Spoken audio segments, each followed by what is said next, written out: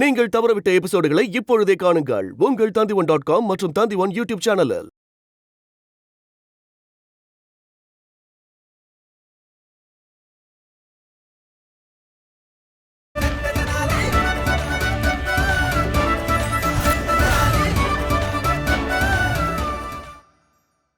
எல்லா உறவுக்கும் அடிப்படை நீதான்.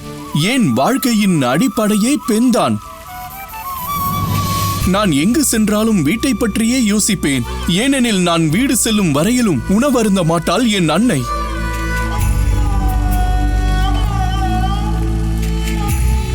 இறைவனுக்கு நிகரான பிறப்பு ஒன்று உண்டென்றால் அது பெண் பெண் பெண்தான்.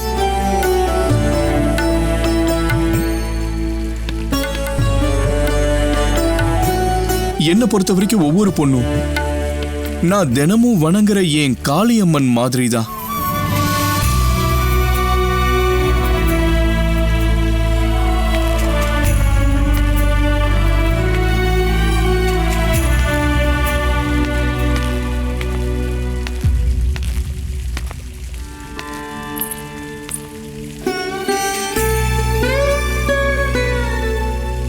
நான் பெண்களை தாயா வணங்குறவன். அவங்களை எப்பவும் அவமானப்படுத்த மாட்டேன்.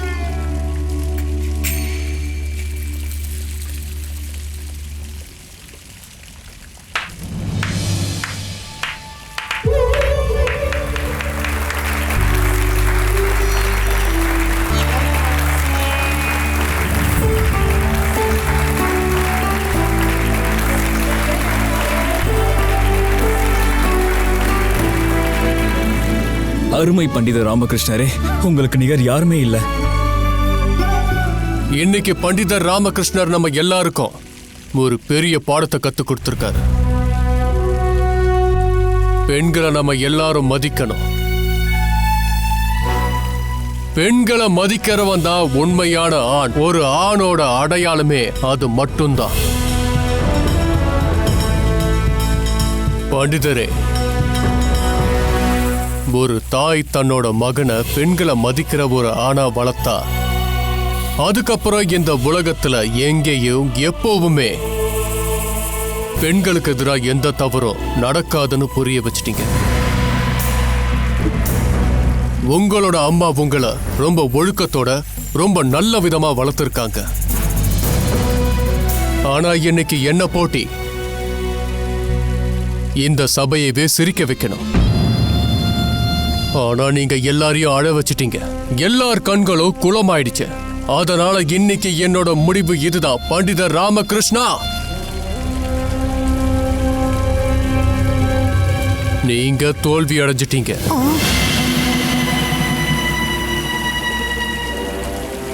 இது மூலமா நீங்க தோத்து மாயாதேவி ஜெயிச்சிருக்காங்க.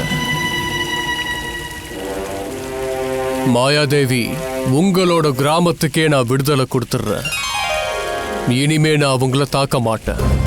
நானே உங்க கிராமத்தை பாதுகாப்பேன். இனிமே உங்க கிராமத்துக்கு வரியே கிடையாது.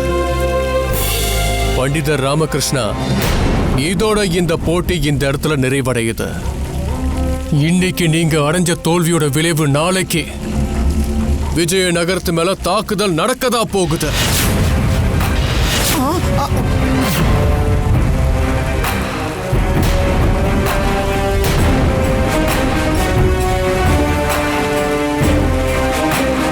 அப்புறம்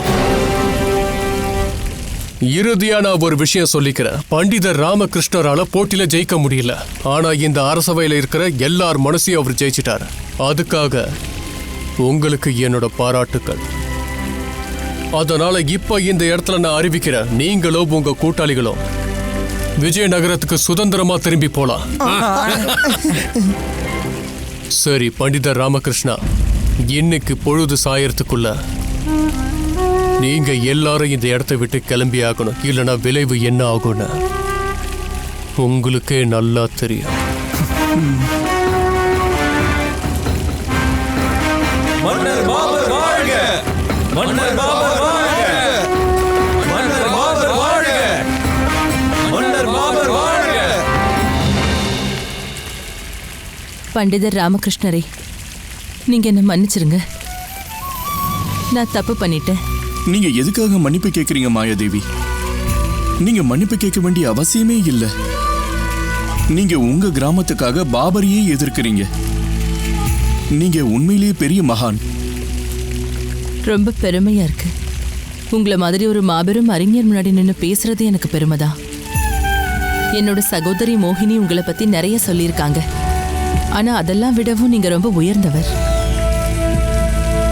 நான் முழு மனசோட உங்க வெற்றிக்காக பிரார்த்தனை பண்ணிக்கிறேன். திரும்பவும் நாம சந்திக்கணும்னு ஆசைப்படுறேன்.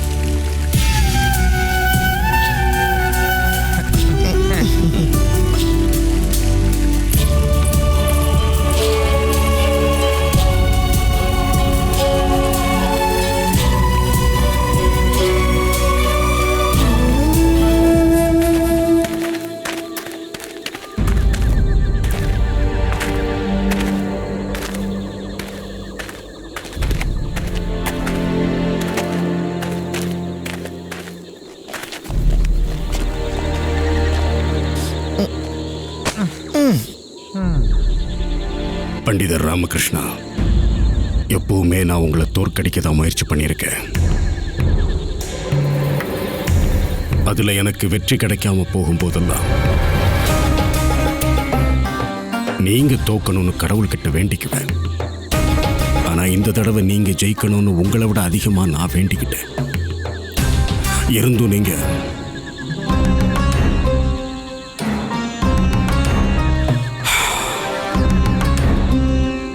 மனுஷங்க வாழ்க்கையில பல தடவை தோத்து போவாங்க. ஆனா அவங்களே கொஞ்ச காலத்துக்கு அப்புறம் அவங்களோட மனசை தேத்திக்கிட்டு சந்தோஷமா அடுத்த கட்டத்துக்கு நகர்றாங்க. ஆனா இப்ப ஏற்பட்ட தோல்வி நம்ம மானம், கௌரவம், நம்ம மனசு எல்லாத்தையும் தோக்கடிச்சிருச்சு. நம்மளால எப்படி சந்தோஷப்பட முடியும்? இப்ப நடந்த தோல்வி உங்களுக்கான தோல்வி மட்டும் இல்ல, இது விஜயநகரத்தோட தோல்வியும் கூட. இனி அடுத்தது என்ன? தாக்குதல் நடக்கும். இந்த தோல்வியினால நம்மளோட எதிர்காலத்தோட ஆதாரமே அழிஞ்சு போயிடும். ராமகிருஷ்ணா, நமக்காக காத்துக்கிட்டு இருக்கிற நம்ம மகாராஜா கிருஷ்ணதேவராயருக்கு என்ன சொல்றது? இனி எதிர்காலத்தில் என்ன நடக்கும்னே தெரியலையே. குருவே, ஒரு மனுஷன் தோல்வியை ஏத்துக்காத வரைக்கும் அவன் தோல்வியை அடையறதே கிடையாது. ஏன்னா முயற்சி பண்ணிக்கிட்டே இருக்கிற வரைக்கும் அவன் தோல்வியை அடையவே மாட்டான். முயற்சி செஞ்சு அந்த பரமேஸ்வரனையே அடையலாம், வெற்றியை அடைய முடியாதா என்ன? எல்லா தோல்விகளையும் நாம வெற்றியா மாத்த முடியும். அதுக்கு நாம மனசார தோல்வியை ஏத்துக்க கூடாது. தோல்வி அடைஞ்ச பிரம்மையிலிருந்து நீங்க இன்னும் வெளியில வரலன்னு தெரியுது. ராத்திரி ரொம்ப இருட்டிருச்சு. நீங்க உங்க பிரம்மையிலிருந்து வெளியே வர பாருங்க. எவ்வளவு சீக்கிரம் முடியுமோ அவ்வளவு சீக்கிரம் விஜயநகரத்துக்கு போய் மகாராஜாவுக்கு செய்தி சொல்லணும். இதுல இன்னொரு விஷயத்தையும் மறந்துடாதீங்க. மகாராஜா பாபர் இருக்காரு, முடிஞ்ச அளவுக்கு வேகமா நம்மளை புறப்பட சொல்லியிருக்காரு. குருவே, பாபர் இப்ப என்ன பண்ணிக்கிட்டு இருப்பாரு? மணி, பண்டிதர் ராமகிருஷ்ணருடைய கேள்விக்கு நீயே பதில் சொல்றியா? அத நான் எதுக்கு சொல்லணும்? எனக்கு எப்படி தெரியும்? சரி, அப்ப நானே சொல்றேன். இந்நேரம் மகாராஜா பாபர் இரவு உணவை சாப்பிட்டுக்கிட்டு இருப்பாரு. இல்ல, நான் இந்த நேரத்தை கேட்கல. அவருடைய தினசரி நடவடிக்கைகளை பத்தி கேட்டேன். வழக்கமா பாபர் ஒரு நாள்ல என்னெல்லாம் பண்ணுவாரு? என்ன பண்ணுவாரு? காலையில எழுந்ததும் நடைப்பயிற்சிக்கு போவாரு. அப்புறம் அரசவைக்கு போய் ஒரு 7-8 பேரை கொல்றதுக்கு உத்தரவு போடுவாரு. நீங்க என்ன சொன்னீங்க குருவே? நடைப்பயிற்சி போவாரா? அடடா பண்டிதர் ராமகிருஷ்ணா, அவரு நடக்கட்டும் இல்ல பறவைகளுக்கு உணவு கொடுக்கட்டும், அதனால நமக்கு என்ன லாபம்? இங்க நம்ம வாழ்க்கையே தரிகட்டு ஓடிட்டு இருக்கு. நடக்க கூடாதெல்லாம் நடந்து போச்சு. சரி, நீங்க தூங்குங்க தூங்குங்க.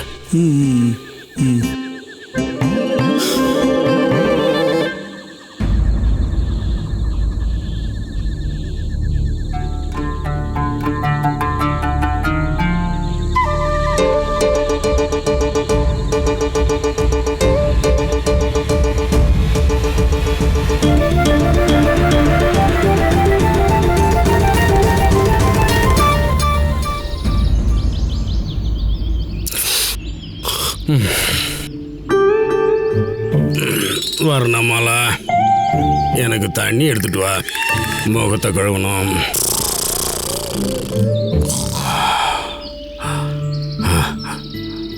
வர்ணமாலா இங்கே எப்படி வருவா?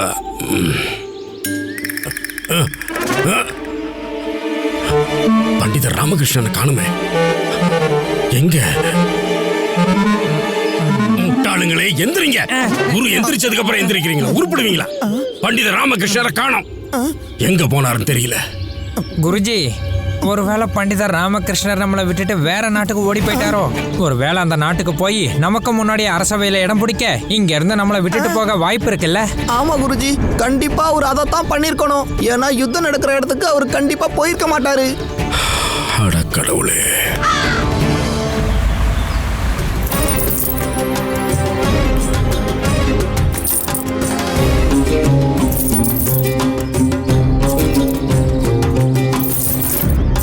மகாராஜா, எதுவும் இல்லாத எங்களுக்கு கருணை காட்டுறீங்க.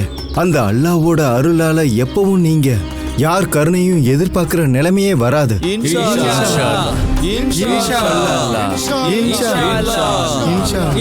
இன்ஷா அல்லாஹ்.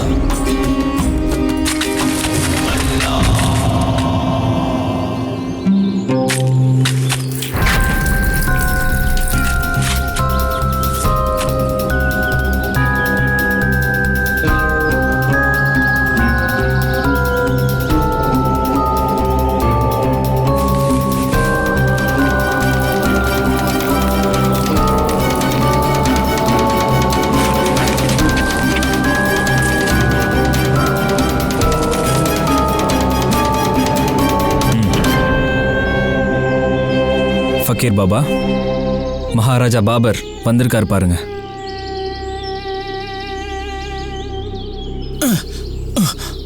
மகாராஜா, மகாராஜாவுக்கு இந்த ஏழை ஃபக்கீரோட வணக்கம். வணக்கம்.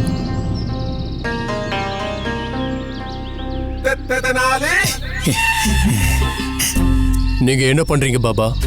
மகாராஜா, நான் விதை நடுறேன். ஒரு நாள் இந்த இடம் மாந்தோப்பா மாறும். பாபா, நீங்க இந்த வயசுல மரம் நடுறீங்களே, நாளைக்கே இந்த விதை ஒரு செடியாகும். அப்புறம் பல வருஷங்கள் காத்திருக்கணும். அப்புறம் மரமாகி கனி கொடுக்கும். இந்த சமயம் அல்லாவோட அருளால அல்லாவுக்கு நெருக்கமானவனாகியிருப்பேன்.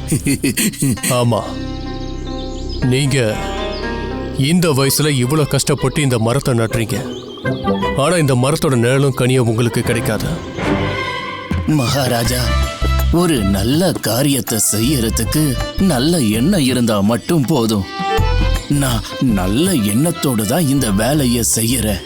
மகாராஜா, எனக்கு இந்த மரத்தோட நிழலோ பழமோ கிடைக்குதோ கிடைக்கலையோ அத பத்தி எனக்கு கவலை இல்லை. வேற யாருக்காவது இந்த நிழலோ பழமோ கிடைச்சா என்னோட உழைப்புக்கு பலன் கிடைச்சதா நான் நினைச்சுப்பேன். அருமை அருமை. உங்களோட இந்த உழைப்பும் எண்ணமும் என்னோட மனசை ஜெயிச்சிடுச்சு.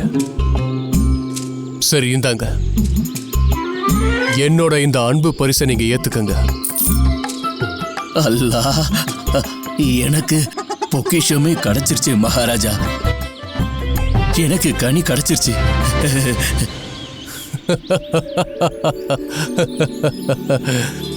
பாபா, உங்களோட அறிவு கூர்மை எனக்கு ரொம்ப பிடிச்சிருக்கு.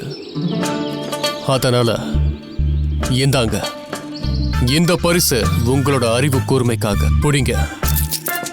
அல்லாஹ் அல்லாஹ். மகாராஜா, ஒரு மாந்தோப்பு ஒரு வருஷத்துல ஒரு தடவை தான் கனிகளை கொடுக்கும்.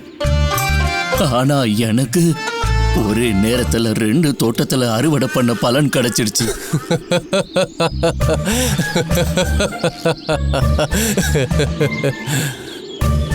மூணு தடவை ஆயிடுச்சு மகாராஜா.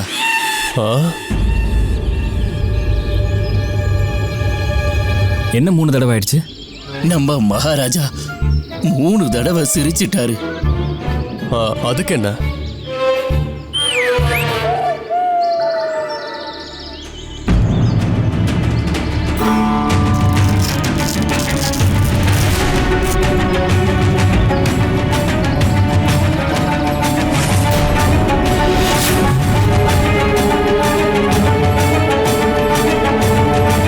பாத்தீங்களா மகாராஜா, கடைசியா நான் ஜெயிச்சிட்டேன். உங்களை சிரிக்க வைக்கிறதுல நான் வெற்றி அடைஞ்சிட்டேன். தர்பாருக்கு வெளியில இருந்தா என்ன, ஆனா நீங்க கூட என்கிட்ட அரசவையில தான் சிரிக்க வைக்கணும்னு சொல்லலையே. இது சூழ்ச்சி. மகாராஜா பாபர் கிட்டே சூழ்ச்சியா? இவர் இங்க நிக்கிறாரு, எல்லாரும் வேடிக்கை பார்த்துட்டு இருக்கீங்க. என்ன மகாராஜா இது? நீங்க ஏன் இப்படி கோவப்படுறீங்க? நீங்க தான் இப்போ சிரிச்சிட்டீங்களே. வசீர், பாத்தீங்களா பண்டிதரே, உங்களால இவங்களுக்கு என் மேல இருந்த பயமே சுத்தமா போயிடுச்சு. இவங்க மூளையும் வாயும் வேலை செய்ய ஆரம்பிச்சிடுச்சு.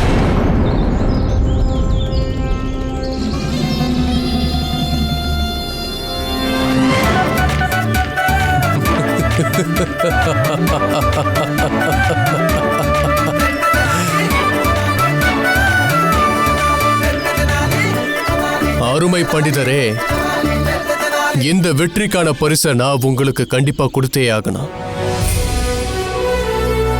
நான் உங்களோட அறிவு கூர்மையையும் பிடிவாத குணத்தையும் மதிக்கிறேன். வசீர், இவருக்கு இவரோட திறமைக்கேத்த பரிசை நீங்க வழங்குங்க. இல்ல மகாராஜா, எனக்கு இந்த பரிசுகள் எதுவும் தேவையில்லை. பண்டிதரே, விஜயநகரத்து மீதான தாக்குதலை நிறுத்தவே முடியாத. கண்டிப்பா தாக்குதல் நடந்தே தீரும். ஆனா நீங்க விரும்பினா இந்த முகலாய சாம்ராஜ்யத்தோட ஒளி விளக்கா இங்க ஆக்ராவிலே என் கூடவே நீங்க இருக்கலாம். இதுவரைக்கும் உங்க வாழ்க்கையில நீங்க பார்க்காத செல்வ செழிப்புகளை நான் உங்களுக்கு வாரி வழங்குவேன். அங்கிருந்து உங்களோட குடும்பத்தையும் நான் பத்திரமா இங்க அழைச்சிட்டு வருவேன். ராமகிருஷ்ணரே,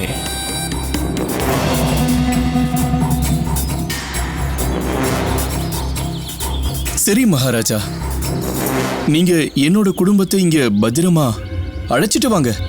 அப்புறம் நான் இங்க இருக்க ஒத்துக்கிறேன். நீங்க இப்ப எடுத்ததுதான் சரியான முடிவு பண்டிதரே, சரியான முடிவு. அடுத்தவங்களை நாம காப்பாத்துறதுக்கு முன்னாடி முதல்ல நம்மளை நாம காப்பாத்திக்கணும்.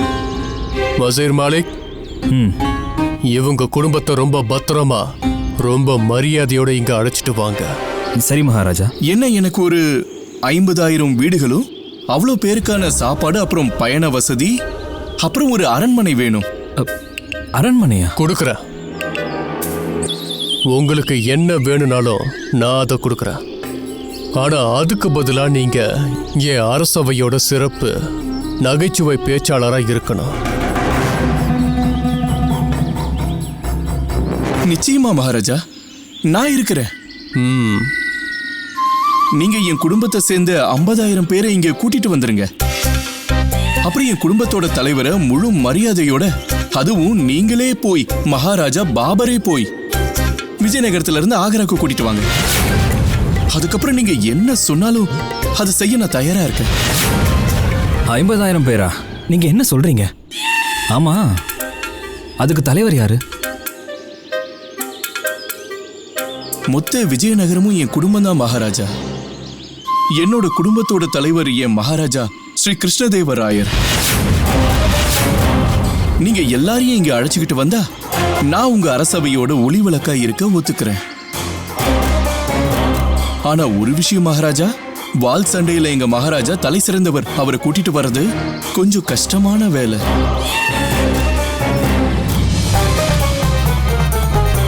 இவரை ஜெயிக்கிறது ரொம்பவே கஷ்டம். உங்களுக்கு இறைவன் கொடுத்த மிகப்பெரிய வரம் என்ன தெரியுமா? உங்க கிட்ட இருக்கிற அந்த அறிவு கூர்மை தான். அதை வச்சு நீங்க யாரை வேணாலும் ஜெயிக்கலாம். அதுதான் உங்களோட பலம். உங்களை மாதிரி ஒரு பேரறிஞர் ஒரு அரசருக்கு கிடைச்சா அந்த நாட்டோட புகழ் எப்பவும் அழியாது. நான் தோத்துட்டேன், நீங்க ஜெயிச்சிட்டீங்க. பண்டிதரே, நீங்க எனக்கு ஒரு விஷயத்தை புரிய வச்சிட்டீங்க. அறிவுங்கிறது ஆயுதத்தை விடவே பெருசுதான்.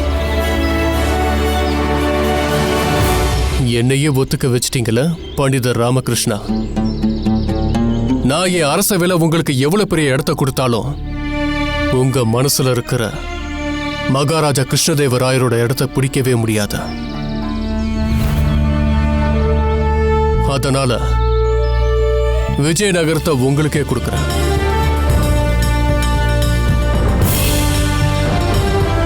நான் உயிரோட இருக்கிற வரைக்கும் விஜயநகரத்து மேல யாருமே தாக்குதல் நடத்த மாட்டாங்க.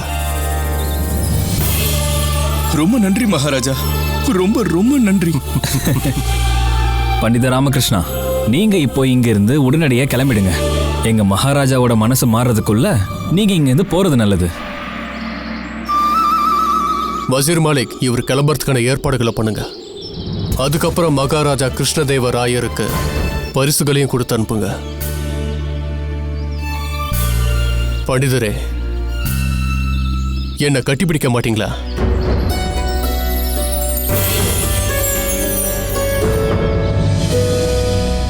ஒரு பண்டிதரும் ஒரு சுல்தானும் கட்டிப்பிடிக்கிறது இந்த நாட்டோட எதிர்காலத்தையே மாத்திடும். அறிவால ஜெயிக்கிறது தான் தெனாலிராமனோட உண்மையான பலம். வெற்றி கிடைக்கிற வரைக்கும் அவர் எப்பவுமே ஓய மாட்டாரு. அவர் இருக்கிற இடம் எப்பவுமே மகிழ்ச்சியா இருக்கும். இவர மாதிரியான ஆட்கள் நம்மளை சுத்தி இருக்கிற வரைக்கும் நாடே மகிழ்ச்சியா இருக்கும். மதங்களை கடந்து மனிதத்துடன் வாழ்வோம்.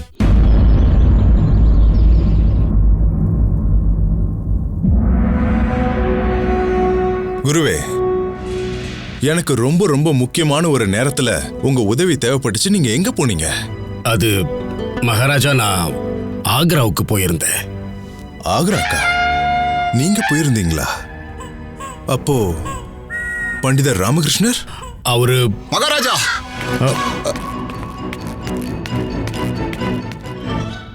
மகாராஜா, இப்பதான் நமக்கு எல்லையில இருந்து ஒரு தகவல் வந்திருக்குது. முகலாய படையினர் திரும்பி போறாங்களா? முகலாயர்கள் திரும்பி போறாங்களா? நீங்க என்ன சொல்றீங்க? அத உங்க கண்ணால பாத்தீங்களா மந்திரியாரே? ஆமா மகாராஜா, இப்ப நான் நம்ம நாட்டோட எல்லையில இருந்து தான் வர்றேன். அப்ப அங்க இருந்து பாபரோட படை திரும்பி போறதை நான் பார்த்தேன். அருமை. அப்படின்னா நீங்க என்ன சொல்ல வரீங்க? முகலாயர்கள் கூட நடக்கிற இந்த யுத்தம் ரத்த அடிச்சா? ஆமா மகாராஜா, ஆனா இதெல்லாம் எப்படி திடீர்னு நடந்துச்சுன்னு தான் எனக்கு ஒன்னும் புரியல மகாராஜா. குருவே, நீங்க என்ன நடந்திருக்கும்னு கொஞ்சம் விலைக்கு சொல்லுங்களேன். ஏன்னா நீங்க ஆக்ரா போயிருந்தீங்கல்ல? ஆமா ஆமா மகாராஜா, அதனாலதான் பாபரோட படை திரும்பிடுச்சு. நீங்க அந்த இடத்துல இருந்திருக்கணும் மகாமந்திரியாரே. அந்த காட்சியை பார்த்திருக்கணும். நீங்க அவ்வளவு பெரிய அரசவையில கம்பீரமா இருந்த அந்த மகாராஜா பாபர் என் கால்ல ஓடி வந்து விழுந்தார், கெஞ்சி கதறினார். அந்த காட்சியை பார்த்திருக்கணும் நீங்க. இப்பதான் நல்லா இருக்கு. கிழவன் பழைய மாதிரி கெட்டவன் ஆயிட்டான். மகாராஜா என்னோட திறமையை பயன்படுத்தி நம்ம விஜயநகரத்தை தாக்க வந்தா என்ன நடக்குங்கிறத மகாராஜா பாபருக்கு எடுத்து சொன்னேன். அவர் பயந்து போயிட்டார். ஆமா மகாராஜா. பண்டிதர் ராமகிருஷ்ணா? பண்டிதர் ராமகிருஷ்ணா? பண்டிதர் ராமகிருஷ்ணர் இல்ல மகாராஜா, நான் விஜயநகரத்தோட ராஜகுரு இல்லையா? எனக்கும் சில கடமைகள் இருக்குது. மகாராஜா, என்ன மாதிரி ஒரு வீரன் என்னதான் இருந்தாலும் ஒரு நாள் இல்ல ஒரு நாள் நான் இந்த நாட்டுக்காக. அமைதி அமைதி குருஜி, பழைய மாதிரி நல்லவனாவே நடிக்க ஆரம்பிங்க. நீங்க ஏற்கனவே மாட்டிக்கிட்டீங்க. என்ன சொல்ற நீ? குருவே, அந்த பாபரோட அரசவைக்கு போய் யார் புரிய வச்சாங்களோ அவங்க மூலமாதான் மீதி கதையை நான் கேட்க விரும்புறேன். யாரோட? பண்டிதர் ராமகிருஷ்ணரோட.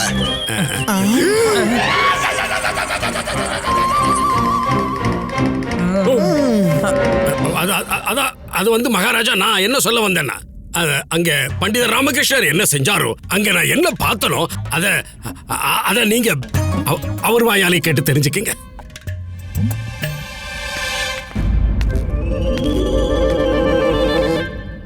பண்டிதர் ராமகிருஷ்ணா,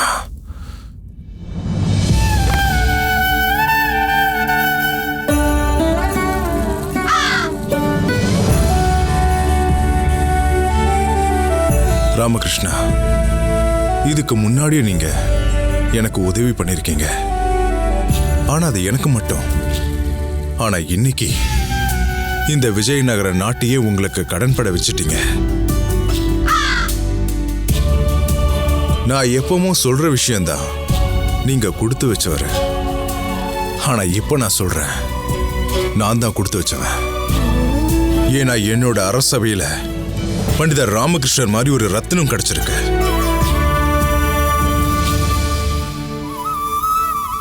நீங்க செஞ்ச இந்த செயல் சாதாரண விஷயமே இல்ல, ஒரு சரித்திரத்தையே எழுதியிருக்கீங்க. அப்புறம் உங்களை மாதிரி ஒரு மகனை பெற்றெடுத்த உங்களோட தாயை நான் இன்னைக்கு வணங்குறேன். தாயே காளியம்மா, உங்களோட மகனை நல்லபடியா வெற்றிகரமா திரும்ப கூட்டிட்டு வந்ததுக்கு ரொம்ப ரொம்ப நன்றி. உங்களை பத்தி எந்த தகவலும் கிடைக்காததுனால நான் ரொம்ப கவலைப்பட்டேன். அந்த ஆக்ராவை தாக்குறதுக்கே நான் இங்க தயாராயிட்டேன். ஆனா அந்த பாபர் எனக்கு ஒரு கடிதத்தை அனுப்பி வச்சிருந்தாரு, நட்பு கடிதம். ரொம்ப நன்றி மகாராஜா, உங்களோட இந்த வார்த்தைகளுக்காக உங்களுக்கு ரொம்ப ரொம்ப நன்றி. ஆனா இந்த மிகப்பெரிய விஷயம் குருஜி அப்புறம் தனிமணி இல்லாம கண்டிப்பா நடந்திருக்க வாய்ப்பே இல்லை. நான் கொடுத்து வச்சவன்.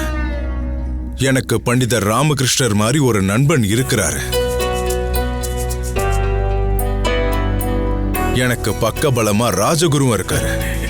அப்புறம் தனி மணி மாதிரி தேச பக்தர்களும் இருக்காங்க.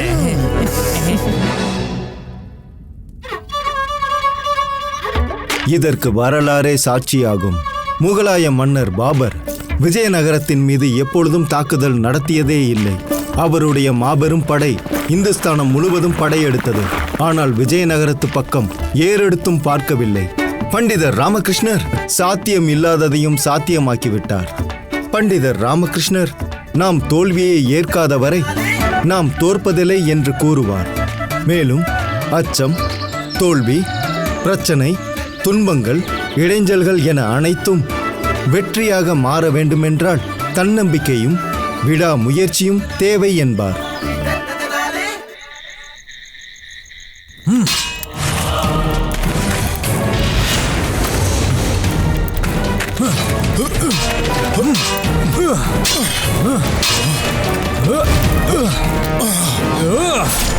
இல்ல,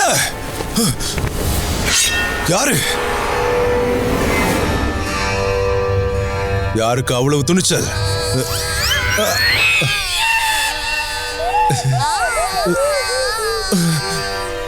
இங்க யாரு பாடுறது? இது ஏதோ மரண ஓலை மாதிரி இருக்கே. யாரு?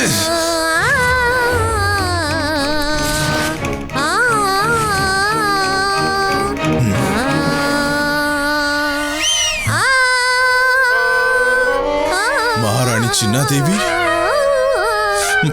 மகாராணி சின்னாதேவி, இது என்ன ஓலம்? மகாராஜா, இது ஓலம் இல்ல, சங்கீதம். மகாராணி சின்னாதேவி, எதுக்காக இந்த சங்கீதம்? மகாராஜா, நான் எனக்குள்ள மறைஞ்சிருக்கிற கலை திறமைய வெளியே கொண்டு வரேன்.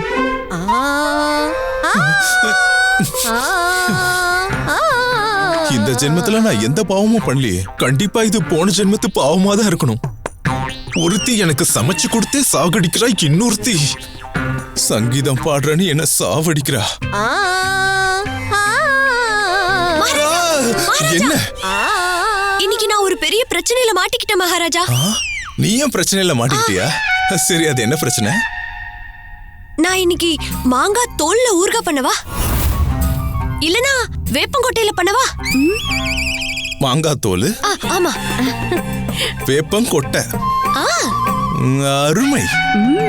இங்க பாருங்க மகாராணி திருமலம்பா, கால்ல பாம்பு கொத்துனா என்ன, தலையில வந்து இடி விழுந்தா என்ன, ரெண்டும் ஒண்ணுதானே. மகாராஜா, எனக்கு ஒண்ணு புரியலையே. எனக்கு புரிஞ்சிருச்சு, நான் உனக்கு புரிய வைக்கிறேன். நீ ஒண்ணு பண்ணு, எனக்காக நீ ரெண்டுமே சமைச்சு வச்சுறேன், நான் அதை அன்பா சாப்பிடுறேன். உண்மையாவா மகாராஜா? சீக்கிரமா செய்ய. சரி மகாராஜா. மகாராஜா, சொல்லுங்க மகாராணி, உங்களுக்கு என்ன பிரச்சனை சொல்லுங்க.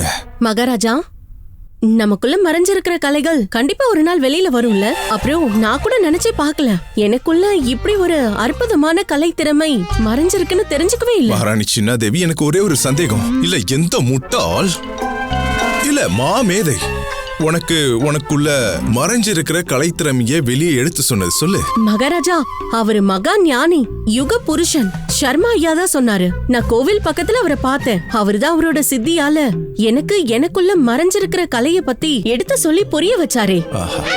அருமை. அந்த முட்டாள் யாரு என்னன்னே தெரியலையே. என் வாழ்க்கையே நாசம் பண்ணிட்டானே. இனி எத்தனை பேரோட வாழ்க்கையை அவன் கெடுக்க போறானே தெரியல. எதுவுமே வரலையே குருஜி, எதுவுமே வரவே இல்லையே. பாத்திரத்தோட சத்தமும் கேட்கல, சமையலோட வாசனையும் வரவே இல்ல. அப்ப போய் பாருங்கப்பா, உங்க குருமாதா என்ன பண்றாங்கன்னு போய் பாருங்க. அவங்களுக்கு சமையல்ல ஏதாவது உதவி தேவைப்பட்டா செய்யுங்க. மகாராஜா கிருஷ்ணதேவராயரும் கலிங்க மகாராஜா கஜபதி பிரதாப ருத்ரதேவ் அவர்களும் இன்னைக்கு சந்திச்சுக்க போறாங்க. சாப்பிடாம போனா 2 பேரை என்னால எப்படி சமாளிக்க முடியும்? மகாராஜாவும் கஜபதி ராஜாவுமா? ஆமா. குருமாதா என்ன பண்றாங்கன்னு நாங்க போய் பாக்குறோம். நீங்க இங்கே இருங்க. குருமாதா வந்துட்டாங்க.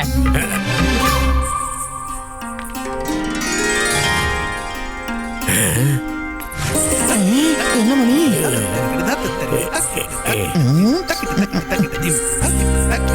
வர்ணமால, அது என்னம்மா வினோதமா விரல் எல்லாம் ஆட்டிக்கிட்டு? நான் இங்க பசியில துடிச்சுக்கிட்டு இருக்கேன். நீ என்னடா விரல்ல அபிநயம் காட்டிக்கிட்டு இருக்க? நான் சமைக்கல சுவாமி. என்னது, சமைக்கவே இல்லையா? நீ என்னதான் நினைச்சுக்கிட்டு இருக்க சொல்லு. வீட்டுல என்ன சமைக்க எதுவுமே இல்லையா? இந்த மாசம் இன்னும் முழுசா முடியலையே. ஆமா, எங்க குருஜி கொஞ்ச நாட்களுக்கு முன்னாடி ஒரு வியாபாரி கிட்ட தட்சணன்ற பேர்ல நிறைய பொருளை திருடி கொண்டு வந்தாரு. பொருள் எல்லாம் இருக்கு சுவாமி. அப்போ உப்பு புளி எல்லாம் இருக்குல்ல? அதுவும் இருக்கு சுவாமி. என்ன காய்கறி எல்லாம் இல்லையா? காய்கறியும் இருக்கு சுவாமி. அப்ப என்ன இல்ல? எனக்கு சமைக்க மனசுதான் இல்ல. என்னது? ஆமா சுவாமி, எனக்கு சமைக்க மனசு இல்ல. இந்த கலை சின்னங்களான என் கை விரல்களை நான் கஷ்டப்படுத்த விரும்பல. சிறப்பான கலைக்காகவே உருவானது இது. எப்ப இருந்து? இன்னைக்கு காலையில இருந்து. யார் சொன்னா? மகா ஞானி சேஷாகிரி சர்மா ஐயா தான். ஞானியா? இங்க என்ன விட பெரிய ஞானி யாரு? சுவாமி, என்ன எப்படி உங்களை நீங்களே இப்படி அவமானப்படுத்திக்கலாம்? உங்களை விட பெரியவர் யாரு இருக்காங்க? நீங்க தான் இந்த பிரபஞ்சத்தை விட பெரியவர். நீங்க பெரிய மகான், பெரிய வித்வான். அவர் வந்து இவ்வளவுதான் ஞானி. அவர் தான் எனக்கு என் கை விரல்கள் பத்தின திறமைய சொன்னாரு. அது என்ன கலைனாவது சொல்ல? அது இன்னும் தெரியாதுங்க. ஆனா நேரம் வரும்போது அது கண்டிப்பா தெரிஞ்சிடும். அப்படிதான் அவர் சொல்லிருக்காரு. அப்ப அது வரைக்கும் என் வயித்து பாட்டுக்கு நானு. சுவாமி, முத வேலையா நான் என்னோட கலையை தேடுறேன். அதை தெரிஞ்சுக்கிட்டு புரிஞ்சுக்குவேன். அடுத்த கட்டத்துக்கு போவேன். அதுக்கப்புறமா உங்க சாப்பாட்டை பத்தி நான் யோசிக்கிறேன்.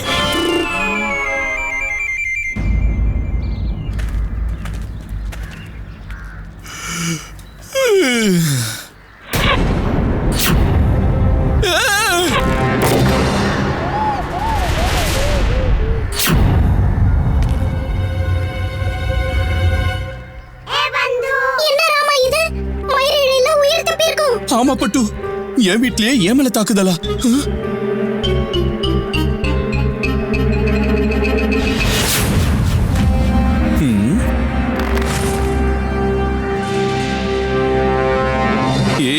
ஏம்மா சாரதா, காலங்காத்தால நீ என்ன பண்ற?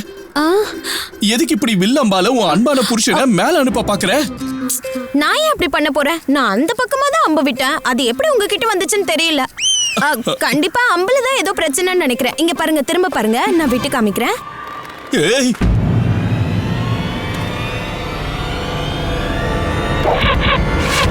வேண்டாம். பாத்தீங்களா, அம்பு அந்த பக்கமும் இந்த பக்கமும் போயிடுச்சு. அந்த பக்கம் இந்த பக்கம் போனதுனால தப்புன இல்லைன்னா நான் மேல போயிருப்பேன். இப்ப நான் செத்து போயிட்டேன்னு ஊரே அழ ஆரம்பிச்சிருக்கும். நீ என்ன பண்ற? எல்லாத்தையும் ஏறக்கட்டு. என்ன காலங்காத்திலேயே தொல்லை பண்ணிக்கிட்டு இருக்க? எதை எடுக்க சொல்ற? நான் உங்களை சொல்லலங்க, அவர் தான் சொன்னாரு. எனக்குள்ள தூங்கிக்கிட்டு இருக்க கலைய வெளியே எடுக்க சொன்னாரு. யாரு சொன்னா? அப்படி உனக்குள்ள என்ன தூங்கிக்கிட்டு இருக்கு? எனக்குள்ள ஒரு கலை தூங்கிக்கிட்டு இருக்குங்க. ஓ, உனக்குள்ள கலையும் இருக்குதா? ஆமா, எனக்குள்ள சத்யபாமா மாதிரி கலை இருக்கு. சிவ சிவ சிவ சிவா, நீ யார் பேர் சொல்றன்னு உனக்கு தெரியுதா? நல்லா தெரியுமே. பகவான் ஸ்ரீ கிருஷ்ணரோட சத்யபாமா. அவங்க தான் நரகாசுரனை அழிச்சாங்க. அதனால தானே நம்ம வருஷம் சந்தோஷமா தீபாவளியை கொண்டாடிக்கிட்டு இருக்கோம். சாரதா, நீ தேவி சத்யபாமாவும் நீயும் ஒண்ணுன்னு பேசுறியா? இல்லங்க, நான் சொல்லலங்க. அப்படிதான் அவர் என்கிட்ட சொன்னாரு. ஐயோ, யாருமா? யாரு எப்போ எங்க சொன்னாங்க? ஏன் மேலேயே அம்பு விட்டு கொள்ற? மகா ஞானி ஆதி சேஷாத்ரி சர்மா ஐயாங்க. ஞானி இல்ல, சரியான அஞ்ஞானி அவரு. அதான் இப்படி எல்லாம் சொல்லிருக்காரு. போ, உள்ள போ. போய் சமையல் வேலையெல்லாம் போய் பாரு. அப்படின்னா நீங்க எனக்குள்ள மறைஞ்சிருக்க கலையை வெளியே வர விட மாட்டீங்களா? எல்லாமே கலைதாமா. சமையல் கலை மிகப்பெரிய கலை தானே.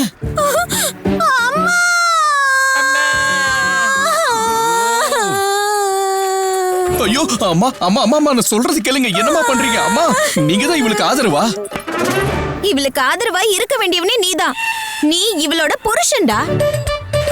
சாரதா அவளோட கலைய வெளியே கொண்டு வரணும்னு நினைக்கிறா. நீ என்னடானா அவளை உற்சாகப்படுத்துறதுக்கு பதிலா இதெல்லாம் வேணான்னு சொல்றியே. உருப்படாதவனே. உருப்படாதவனா? இவ விடுற அம்பு அங்க இங்கன்னு போதே, அது உன்னை பார்த்து வந்தா உனக்கு தெரியுமா? அம்மா, இவர் பேச்சு மாத்துறாருமா. இப்படிதானே அந்த மகா ஞானி ஆதி சேஷாத்ரி சர்மா ஐயா சொன்னாரு. என்ன சொன்னாரு? இன்னைக்கு என்ன எல்லாம் இப்படி நடக்குது? ஒரு பக்கம் மகாராஜாவும் எதிரி ராஜகஜபதி பிரதாப் ருத்ரதேவரும் சந்திச்சுக்க போறாங்க. இங்க உன் வீட்டாளங்களே உனக்கு எதிரி ஆயிட்டாங்க. ஆமா பட்டு, நீ சொல்றதுதான் உண்மை. இன்னைக்கு ரொம்ப ரொம்ப கெட்ட நாள்னு நினைக்கிறேன். யோசிச்சுக்கிட்டே இருக்காம இங்க இருந்து ஓடு, இல்லன்னா உனக்கும் எனக்கும் பிரச்சனை தான். ஆமா.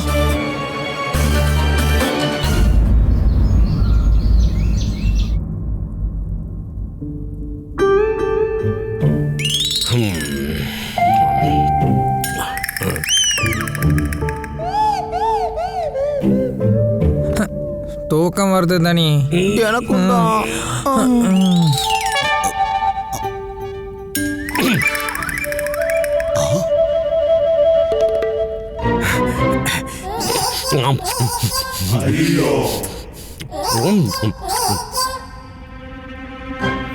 என்ன பண்றீங்க குருவே?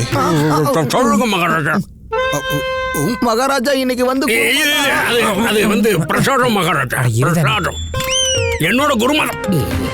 இல்ல இல்ல, இவங்களோட குருமாதா காலையில இங்க வரும்போது இந்த பிரசாதத்தை கொடுத்து விட்டா. அதைத்தான் நான் சாப்பிட்டுட்டு இருக்கேன். மிச்சத்தை நீங்க 2 பேரும் சாப்பிட்டு தொலைங்க. வெறும் தொலையா?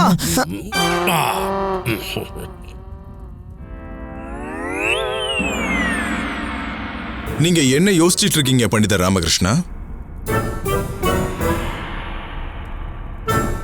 பண்டிதர் ராமகிருஷ்ணா. அம்பு வேண்டாம். அம்பா? அம்பா? இது அன்பு அன்பு மகாராஜா. அன்பு அம்பு இல்ல, அன்பு. அது வந்து நான் குருஜியோட அன்பை பத்தி நினைச்சு பார்த்தேன். மந்திரியாரே. மகாராஜா, இன்னைக்கு என்ன பிரச்சனைன்னு சொல்லுங்க. மகாராஜா, இன்னைக்கு பிரச்சனை எதுவும் சிறப்பா இல்ல. ஆனா பிஜாப்பூரோட சுர்பூர் மண்டலத்தை சேர்ந்த கலாநகர் கிராமத்துல வசிக்கிற பிரபல சங்கீத கலைஞர் வந்திருக்காரு. அவரோட இனிமையான குரலால உங்களை மகிழ்விக்கிறதுக்காக இங்க வந்திருக்காரு மகாராஜா. இனி சங்கீதம்ங்கிற பேரே யாரும் எடுக்க கூடாது. இன்னைக்கு அந்த இசைக்கலைஞர் மட்டும் இந்த அரசவைக்கு வந்தாருன்னா உங்க எல்லாரையும் நான் வீட்டுக்கு அனுப்பிடுவேன். நீங்க எதுக்கும் கவலைப்படாதீங்க மகாராஜா. நீங்க என்ன சொல்றீங்களோ அதுதான் நடக்கும். கோத்வால், சொல்லுங்க மந்திரியாரே. கேட்டீங்கல்ல, எந்த காரணத்தை கொண்டும் அவர் அரசவைக்குள்ள வரக்கூடாது. வரமாட்டாங்க. அரசவைக்குள்ள மட்டும் இல்ல, அரண்மனையை சுத்தி அவரை நான் எங்கேயாவது பார்த்தேன். அப்புறம் நான் மகாராஜா, அவரை நம்ம நாட்டிலேயே இல்லாம பாத்துக்கிறேன். நீங்க கவலையே படாதீங்க மகாராஜா. அவர் தானா போயிடுவாரு. மன்னிக்கணும் மகாராஜா, ஆனா இன்னைக்கு திடீர்னு உங்களுக்கு என்ன ஆச்சு? காதுல ரத்தம் வழிய வழிய நான் எப்படியோ இன்னைக்கு தப்பிச்சு வந்திருக்கேன். ஒரு பக்கம் அந்த சாப்பாட்டு தொல்லைனா, இன்னொரு பக்கம் இந்த சங்கீத தொல்லை. மகாராஜா, ஒன்னும் பெரிய பிரச்சனை இல்லையே. ஏன்னா நீங்க பெரிய கலை ரசிகர். பண்டிதர் ராமகிருஷ்ணா கலை ரசிகர்ன்றதெல்லாம் விடுங்க. மறைஞ்சிருக்கிற கலையை பத்தி நீங்க என்ன நினைக்கிறீங்க? மறைஞ்சிருக்கிற கலையா மகாராஜா? ஆமா மந்திரியாரே, மறைஞ்சிருக்க கலை. அதாவது ஒரு நபருக்குள்ள பல ஆண்டு காலமா மறைஞ்சிருக்க கலை திடீர்னு ஒரு நாள் எப்படியோ வெளியே வந்துரும். அத பத்தி நீங்க என்ன நினைக்கிறீங்க? அப்படி நடக்குமா என்ன? மகாராஜா, அந்த மாதிரி மறைஞ்சிருக்கிற கலைன்னு எதுவும் இல்ல. எல்லாமே முட்டாள்தனம், முட்டாள்கள் பேசுற பேச்சு அது. ஆமா, என்ன இப்படி மறைஞ்சிருக்கிற கலைனால ஒருத்தங்க பட்னியா கிடக்குற மகாராஜா. குருவே, நீங்க உணர்ச்சி வசப்படுறீங்க. பட்டுட்டேனா? நான் எங்க உணர்ச்சி வசப்பட்டேன்? நான் சாதாரணமா தானே இருக்கேன்.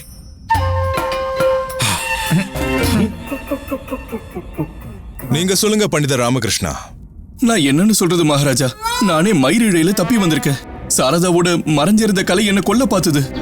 மகாராஜா, உடம்ப புடிச்சு விடுறது கூட ஒரு கேவலமான கலைன்றத நான் இன்னைக்கு தான் தெரிஞ்சுக்கிட்டேன். ரொம்ப பயங்கரமான மோசமான கலை மகாராஜா. அது ஏதேதோ பொய்ய சொல்லிக்கிட்டு என் பொண்டாட்டி கிட்ட மறைஞ்சிருக்கிற அந்த கலை கிட்ட இருந்து தப்பிச்சு ஓடி வந்திருக்கேன் மகாராஜா. ஐயோ, நீ என்ன பண்ற? அடிச்சே கொன்றுவ போல இருக்க. குருஜி, ஒரு விஷயம் சொல்லவா? இவங்க மனைவிகளோட கதையை வச்சு பார்க்கும்போது நீங்க தப்பிச்சிட்டீங்க. ஆமா குருஜி, நம்ம குரு மாதாவோட கலை நீங்க நினைக்கிற அளவுக்கு பெரிய பயங்கரமான கலையில கிடையாது. தப்பிக்க வாய்ப்பே இல்லையே. நான் என்னோட ஞான சக்தியால தெரிஞ்சுக்கிட்டேன். இந்த ராமகிருஷ்ணர் இருக்காரு, அவரு அம்பால அடிபட்டு சொர்க்கத்துக்கு போறாரு.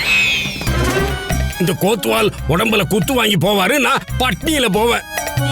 எனக்கு சாப்பாடு சங்கீதம்னு 2 கலைகள் இருக்கே. வெறுங்கையில எப்படிங்க வித்த காட்ட முடியும்? என் மனைவி வர்ணமாலாவுக்கு தெரிஞ்ச ஒரே கலை என்ன? பட்னி போடுறது. மறைவான கலைன்னு ஒண்ணுமே கிடையாது. இது ஒரு சதி, திருட்டு, வஞ்சகம், சூழ்ச்சி தான். அப்படின்னா குருவே, பசிச்சதுனால தான் பழத்தை சாப்பிட்டீங்களா? ஆமா மகாராஜா. அதுக்காகவா பழத்தை சாப்பிட்டீங்க? மன்னிச்சிருங்க மகாராஜா, என்ன மன்னிச்சிருங்க. அந்த பசியில தான் நான் கொஞ்சம் உணர்ச்சி வசப்பட்டுட்டேன். சரி குருவே, உங்க உணர்ச்சிகளை நான் புரிஞ்சுக்கிறேன். இந்த மாதிரி செயலை பண்றது யாரு? யார் இப்படி மறைஞ்சிருக்கிற கலையை வெளியே சொல்றேன்னு உயிரை வாங்குறது? மகாஞானி ஆதிசேஷாகிரி. சர்மா தானே? மகாராஜா நீங்களுமா? ஆமா, நானும் தான். சொல்லுங்க மகாராஜா, யார் அந்த ஆளு? நீங்க என்கிட்ட கேக்குறீங்க? அது யாருன்னு சொல்ல வேண்டியது நீங்க தானே. சொல்லுங்க மகாராஜா. அவருக்கு என்ன தெரியும் பாவம்? மகா ஞானி நான், மகா பிரதாபினா, மகா வித்வான் நான். அப்ப நீங்களே சொல்லுங்களேன் குருவே. எல்லாம் அவர் வேலைதான். கண்டுபிடிச்சே ஆகணும் மகாராஜா. உயிரை கொடுத்தாவது கண்டுபிடிச்சாகணும். இங்க பாருங்க, இங்க பாருங்க, இங்க பாருங்க. கத்தியா? முதல் வேலையா நான் அந்த சேஷாகிரிய தேடி கண்டுபிடிச்சு நான் கறக்க போறேன். அதுக்கப்புறம் நல்லா சுத்தம் பண்ணி அதுல உப்பு புளிய போட்டு நல்ல மிளகாய சேர்த்து அதுக்கப்புறம். ஐயோ குருவே, நீங்க அவரை பிடிக்க போறீங்களா இல்ல அவரை வச்சு சமைக்க போறீங்களா? அவனை நான் என்ன பண்ண போறேங்கிறத அவன் என் கையில சிக்கினதுக்கு அப்புறம் தானே தெரிய வரும். ஒரே ஒரு தடவை அவன் என் கையில சிக்கட்டும். வணக்கம் மகாராஜா. ஒரு ஞானி ஆதி சேஷாகிரி சர்மா சபைக்கு வர உங்களோட அனுமதியை கேட்கிறாரு. அனுமதி அளிக்கிறேன். மன்னிக்கணும் மகாராஜா, மன்னிக்கணும். நல்ல முடிவு மகாராஜா, உங்க முடிவு. ஆமா மகாராஜா, தயவு செஞ்சு அவரை வர சொல்லுங்க. நான் அனுமதிக்கிறேன். உத்தரவு மகாராஜா.